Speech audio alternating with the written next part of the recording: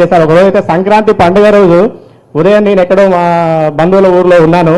ఆ రోజు ఉదయం ఫోన్ చేసి రాజేంద్ర రెడ్డి గారు మాట్లాడవచ్చా మీతో, నేను సాగర్కి వచ్చాను ఫ్యామిలీతో, ఇక్కడ స్థానికులు కొంతమంది వచ్చి నాతో కరెంటు సమస్య కానీ, అంటే స్థానిక పరిపాలన లేదు సాగర్లో, ఎన్ఎస్పీ అండర్లో నాగార్జున సాగర్ ప్రాజెక్ట్ అండర్లో ఉంది. సో ఇక్కడ స్థానిక పరిపాలన లేకపోవడం వల్ల ఇక్కడ వాళ్ళు ఇబ్బంది పడుతున్నారు. ఆ విషయాన్ని మీరు 1-2 వార్తలుగా స్టోరీలు రాయండి, నేను దాని మీద చర్య తీసుకుంటాను దాని ఆధారంగా అని చెప్పేసి చెప్పారు వారు మంత్రిగా ఉన్న రోజుల్లో.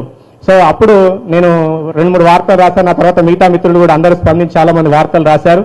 దాన్ని బేస్ చేసుకొని ఈ రోజు నాగార్జున సాగర్ ఒక గ్రామ పంచాయతీ కాదు, ఒక మున్సిపాలిటీగా అయింది, స్థానిక పరిపాలన పరిధిలోకి వచ్చింది. సో అలాంటి ఎన్నో విషయాల్లో వారు చాలా అంటే ఒక పట్టుకున్నారు, అంటే ఒక పనిని పర్ఫెక్ట్ గా పూర్తి చేయడంలో వారు చాలా నిష్ణాతులు. నేనైతే వారికి వ్యక్తిగతంగా అభిమానిని sir. Thank you so much. మీ నుంచి చాలా ఇన్స్పిరేషన్ పొందుతుంటాం.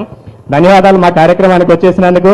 రైతులందరికీ కూడా ప్రత్యేకమైన ధన్యవాదాలు తెలియజేస్తా ఉన్నాం.